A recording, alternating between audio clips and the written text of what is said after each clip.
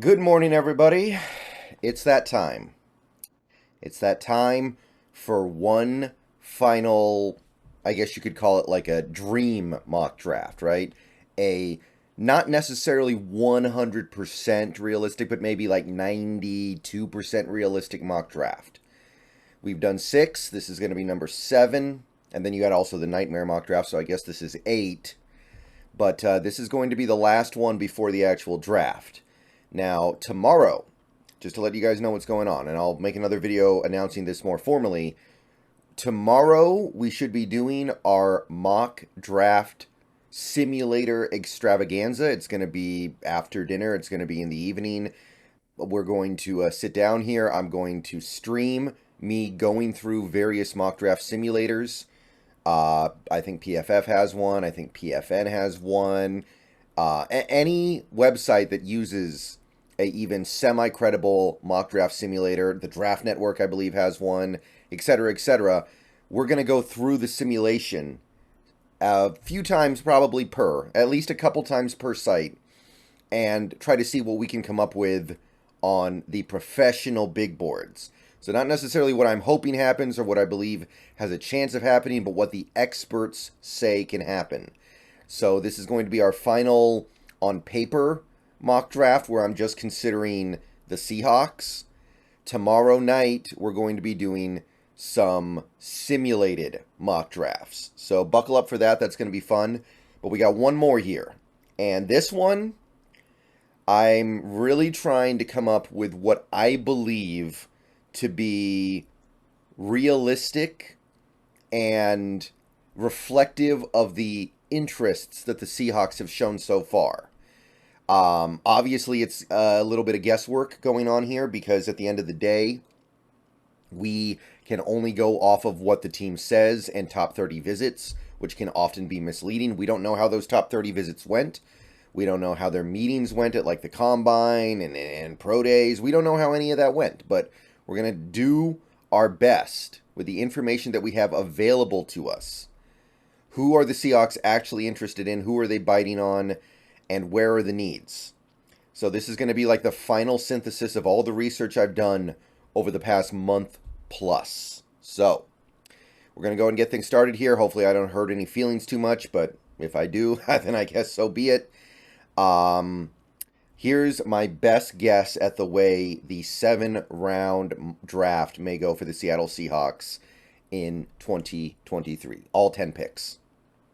Okay. First, Jalen Carter. And, obviously, look, there's no pick I can make at 5 that is going to make everybody happy. I already know that.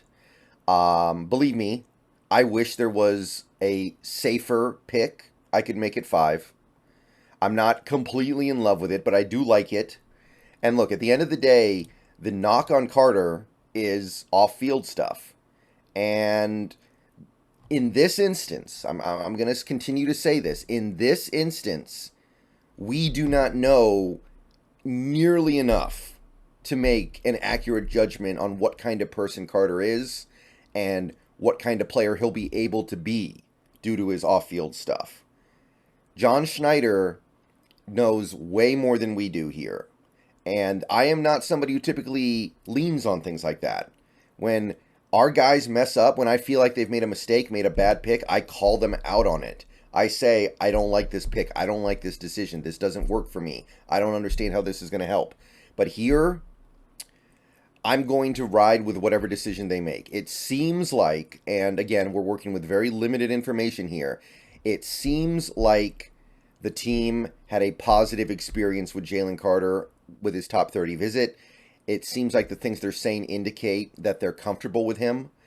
And it also seems like he's going to be there. So at the end of the day, nothing wrong with it. We're getting maybe I'd say at least a top 3 player in this draft. All right. We're getting at least a top 3 player in this draft at number 5. Yeah, I'm worried about it too. Believe me, I wish there was a safer prospect there. I'm hoping Will Anderson's there. I'm hoping Will Anderson is there at 5. But right now it seems like there's a lot that has to happen to make that a reality. So I got Jalen Carter at 5. All roads lead to Carter right now. At number 20, the other first-round pick, I got Myles Murphy an edge player out of Clemson. And this is a guy who some people were looking at as a top 5 pick earlier this season. He didn't have his best year in 2022, and people started to fall off the train. He fell into like the late 10s, he fell into the teens. Now it seems very possible that he ends up going around 20. I think he's fallen a little too far. I think this is still a really good, really clean prospect. Maybe he's not got the star potential or superstar potential of a Will Anderson, but he's a really good, really clean edge player, and I would love to have him at 20. I think that people have kind of, and this happens all the time, people start taking the negative traits too far with these players. It's like, oh, this guy's really good. This guy's really good. And then they notice these little cracks in him as a prospect. Oh, he doesn't have superstar bend. Oh, he doesn't have superstar speed. Oh, he doesn't have this. He doesn't have that. And then too much. But by all accounts, this is a guy who, coming out of 2021, looked like a top 5 prospect. And then 2022 didn't have as good of a season.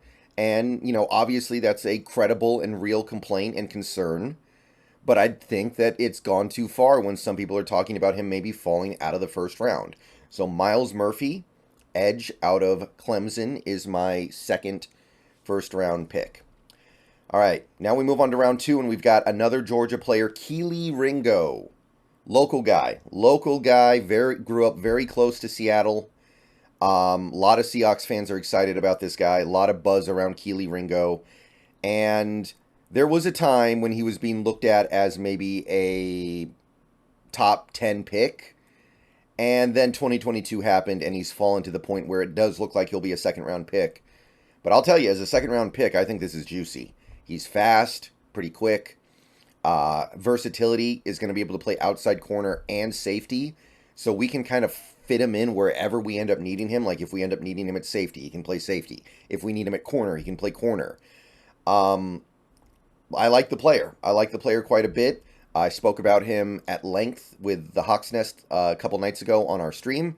So if you want to hear more details about that, you can go check that out. But I'm going to just keep it brief here and say that Keeley Ringo offers the versatility that I think we are really valuing in our secondary right now. And I believe that Keeley Ringo would play an immediate impact role in this defense worthy of a second-round pick. And next year, Jamal Adams may be gone. Quandre Diggs may be gone. Mike Jackson may be gone. We may have determined that Trey Brown's just never going to come back from that injury. All these things are on the table. Keeley Ringo is going to have a very big role to play in a Seahawks defense. So, yeah, he's somebody who I really didn't like as a first-round pick. And as time has gone on, I've come on to, okay, late first round maybe. But if you can get him in the second round, I think that's really exciting. So Keeley Ringo is my first second-round pick. Second-round pick is Keanu Benton. This is a guy who constantly gets mocked to the Seahawks in the second round with great reason. Excellent nose tackle prospect. Really awesome against the run. Dominant against the run even. Wisconsin's run defense has been impenetrable these last couple years with him at the helm. Elite nose tackle who also gives you a little bit as a pass rusher. If he's there at 52, I think that's awesome. You might have to get him at 37. I would probably do that too. Keanu Benton is just, he's not as good against the run, I think, as Mazi Smith, but he is going to give you a little bit as a pass rusher as well. And I think that's got to be worth something.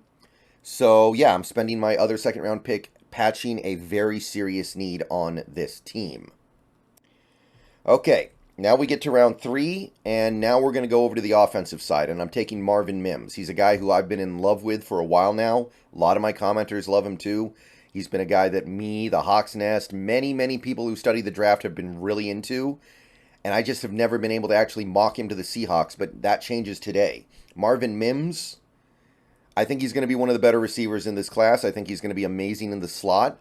And look, I do not like taking slot-only receivers in the first round. Maybe even the second round is a little much, but you get down to the third round, it's no problem. We're going to use our slot receiver enough to justify spending a third-round pick on him. And I think he will immediately slot in and start contributing for the Seahawks in that slot receiver role in 2023. Really good all-around receiver prospect. He tested quite well, was really fast, really quick.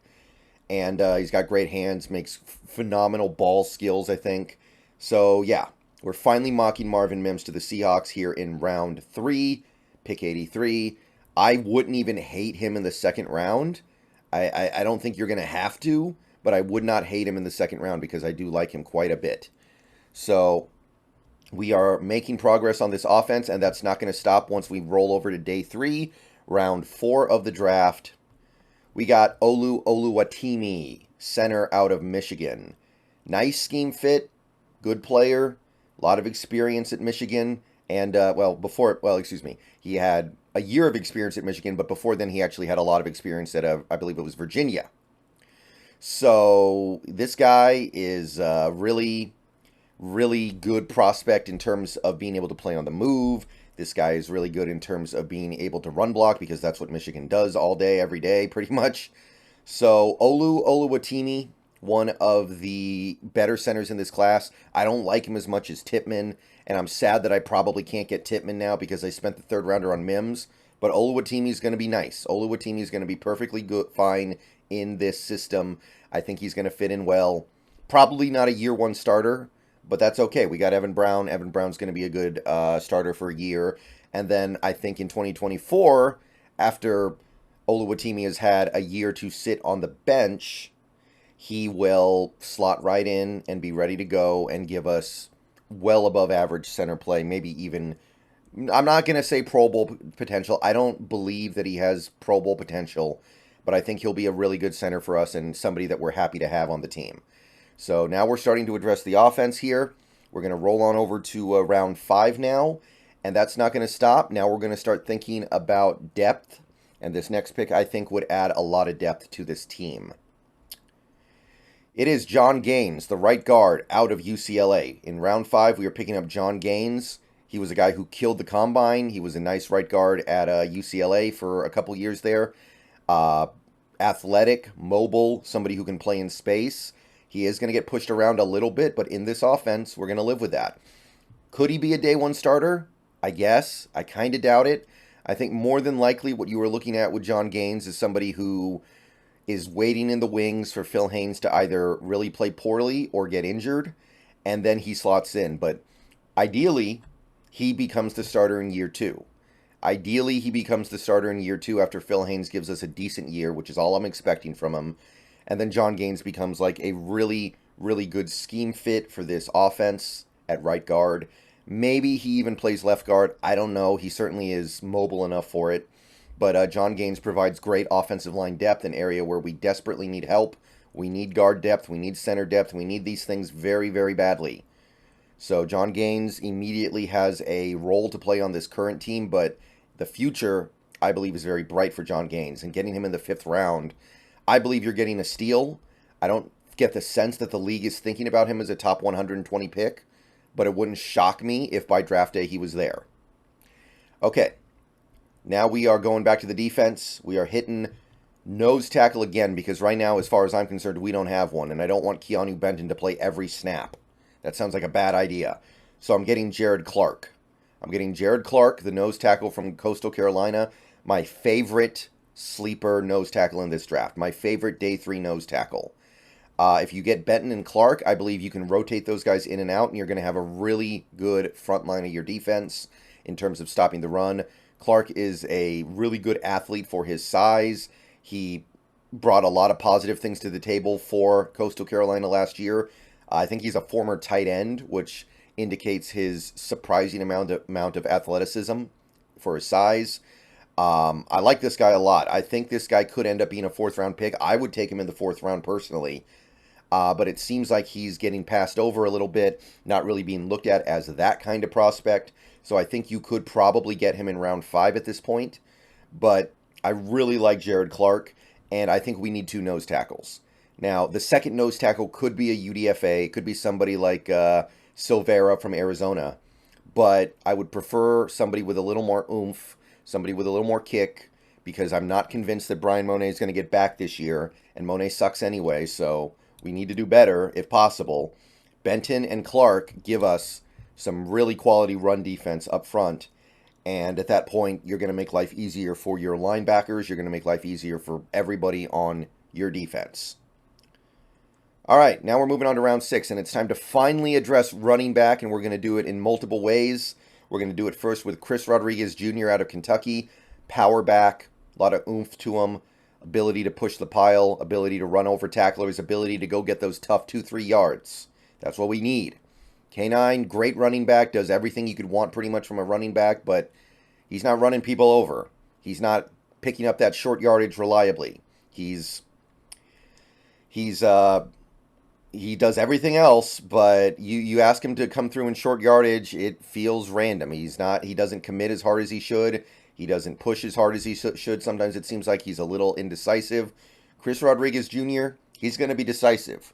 Chris Rodriguez Jr. is going to power it up in there, get those 3rd and 2s, get those 4th and 1s, and be able to handle those gap responsibilities, no problem. Not really concerned about the off-the-field stuff with him. Excited to bring in Chris Rodriguez Jr., and then you've got final pick, Deneric Prince, running back out of Tulsa. Deneric Prince, nice combination of speed and size, can run players over, good pass catcher, he's got good balance. Like, you hit him, he maintains contact balance. Does need to improve a little bit, I think, with the mental stuff. He needs to be a little more decisive as a player, but he's a good all-around running back prospect who seems like he'll be available somewhere in the 7th round. And if you can get him there, I think that's awesome. I think that's great. And I think at that point, your running back situation is pretty well resolved with 2 guys who can run with power and pop and 2 guys who I think can play at least a little bit as rookies to complement K9 in Dallas. And that's my 10-pick mock. You're addressing defense pretty heavily here. You're picking up 2 nose tackles, a defensive lineman. You're picking up an edge rusher. You're picking up a defensive back who has some cornerback and safety versatility. You're picking up a receiver. You're picking up 2 interior offensive linemen, and you're picking up 2 running backs. At that point, I think you're looking like you have a chance to field a pretty complete team in 2023. I would like to have a little more depth on the defensive line. Not being able to address linebacker is unfortunate, but we can afford to do that now because, quite frankly, signing Wagner has bought us a little bit of time in conjunction with a move like a Devin Bush, so we can at least afford to do it. If there was one thing I would consider changing in this final mock, it would probably be swapping out Keeley Ringo with a linebacker. But I think we've done very well. All right. I'll see you guys later. Tomorrow is going to be the mock draft simulation extravaganza. I'll talk more about that in a video tomorrow. But let me know what you think of my final mock draft of 2023. See you guys later. Go Hawks.